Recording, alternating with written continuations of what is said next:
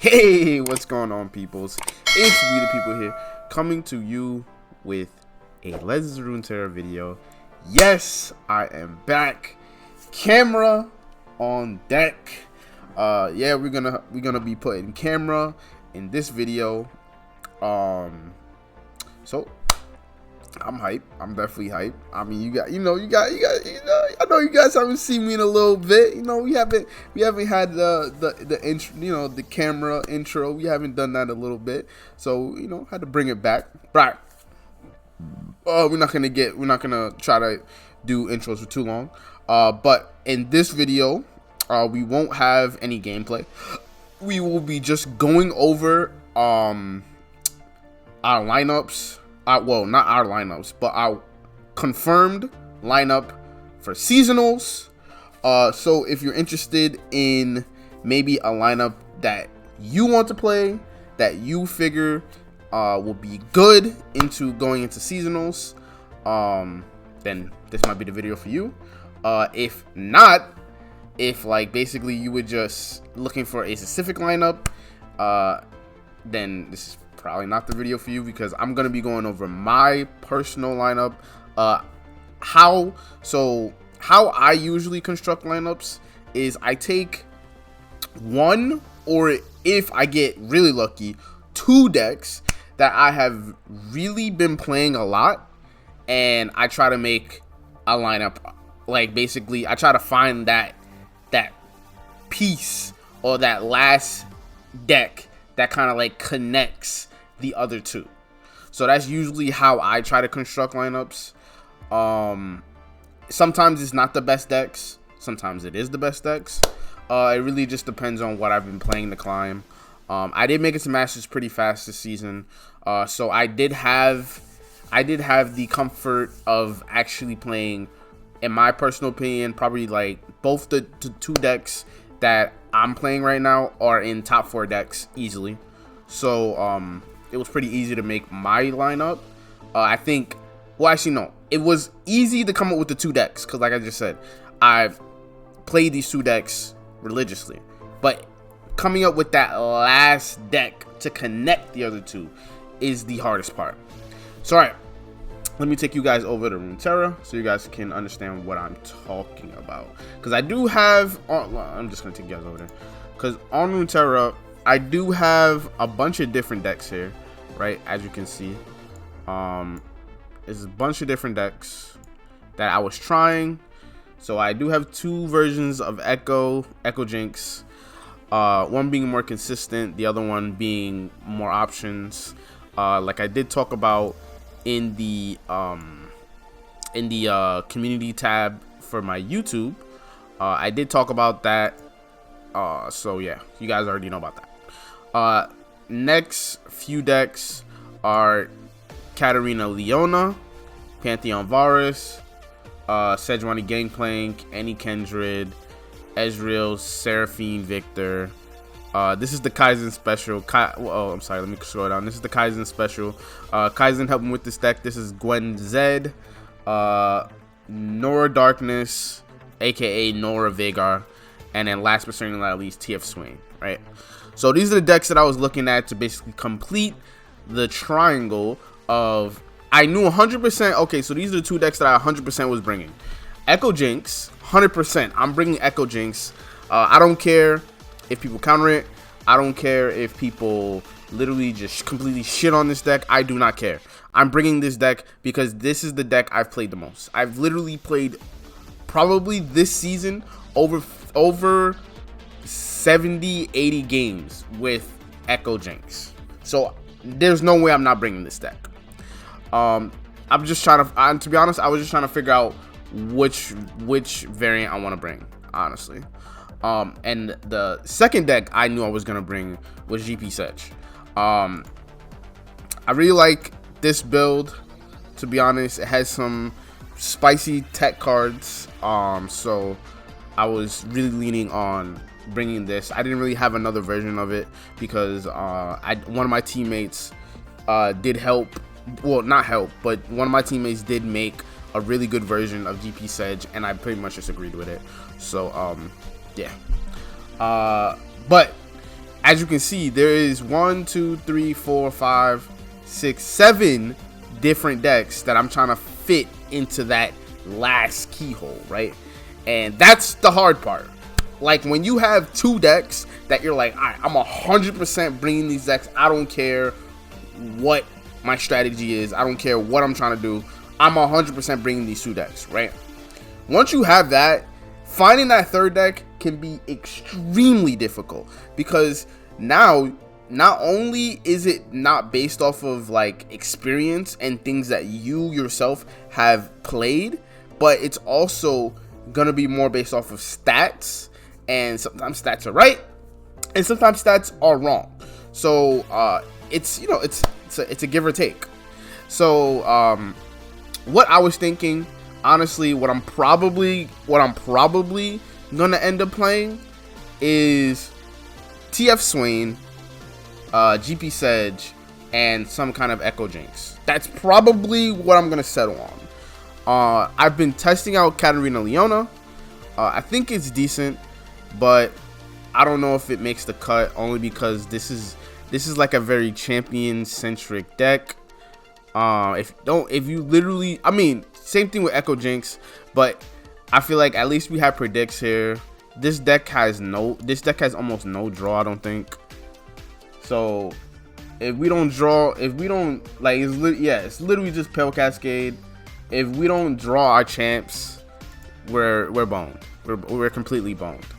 I was thinking about Pantheon Varus only because, I mean, Pantheon's still decent. Like, Slotbot Pantheon is still pretty good.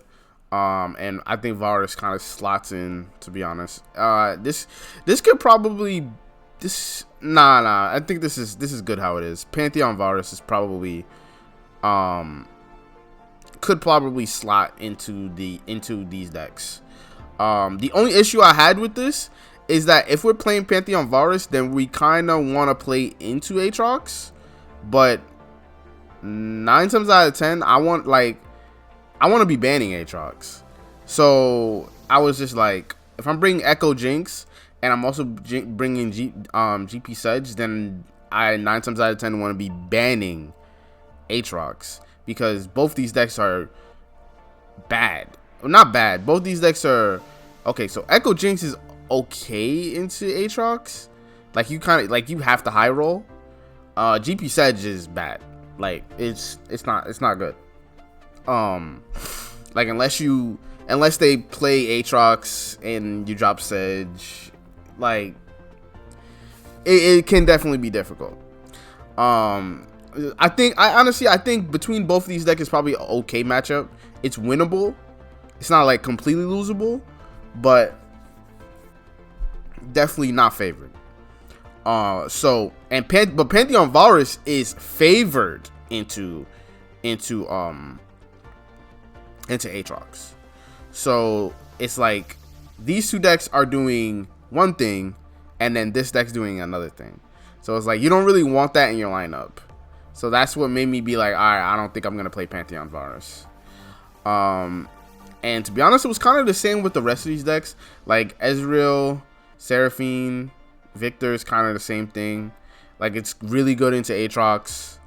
It's really good into like a lot of these little unit aggro decks, like maybe something like Kate Leo, or maybe something like Pirates, stuff like that. This deck is really good into, because we just ping off their stuff. So that was my initial thinking, is that it's basically in the same boat as Pantheon Varus. And if I'm not gonna play Pantheon Varus, then I shouldn't play this deck either. The Kaizen Special, his deck is not good. His deck's not good. I tried it in scrims. It's just not good. You're trolling. If you're gonna bring Gwen, just bring Caitlyn Gwen, honestly. So that leaves me between, and also Annie Kendrick is not a thought. Like, this is trolling. This is completely trolling. Like, only reason why I even thought about it was because, like, Go Hard with like catalog can be good, but nah, this is trolling. This is completely trolling. So that leaves us between Nora and TF Swain. So the reason why I settled on TF Swain mostly was because of this card, Heavy Metal. Heavy Metal, I think, is really, really strong. I don't think this card gets played enough. And also, I mean, the nerf to Swain did hurt. Like, Swain used to be a 4 attack. Well, now he's 3. So the nerf did hurt.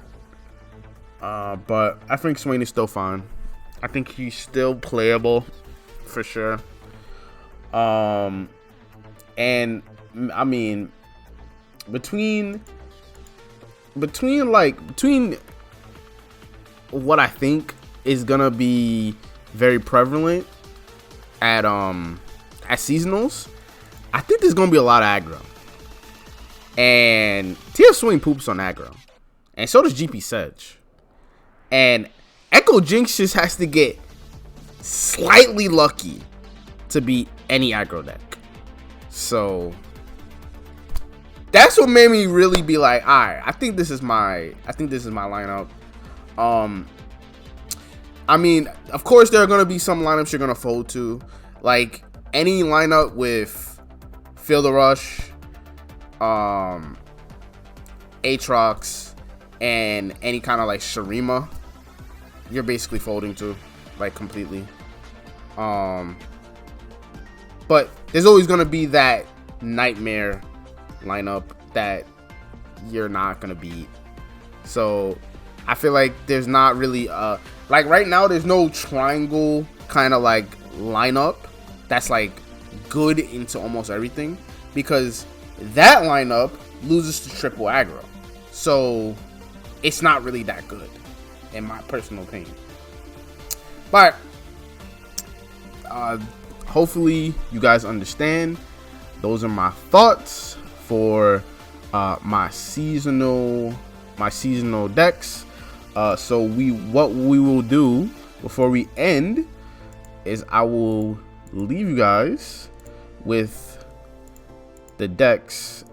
I will leave you guys with the 3 decks that I'm actually gonna be playing in seasonals. Which I am gonna leave the 2 Jinx decks just because I literally just have no idea which one I'm gonna bring. But let's just say these are one deck. So these are the 3 decks that I'm gonna be choosing between, that I'm gonna be playing in seasonals. And if I face you, just know I'm gonna be playing my hardest. I'm gonna be playing my hardest, yo. I'm trying to top the seasonal. I'm not gonna lie. This is the last seasonal, and I really want to get a top. Like, if I win, if I win, I'm gonna be talking so much shit. I'm not gonna lie. I'm gonna be talking more shit than Mo. So I'm just pointing that out there right now. Like, I'm gonna be talking hella shit if I win. But if I just top, I'll probably tell soft shit, but you know, I won't be talking that much. All right.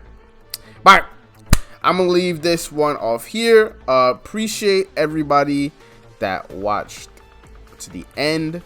Don't forget to like, comment, and subscribe. I will be uploading more content. I'm sorry, I also forgot to say today is Mystic Shot Day. I will be leaving the links down below in the description if anybody wants to enter Mystic Shot. And yeah, that's about it. So appreciate anybody that made this to the end, and I'll see you guys in the next video. Peace out.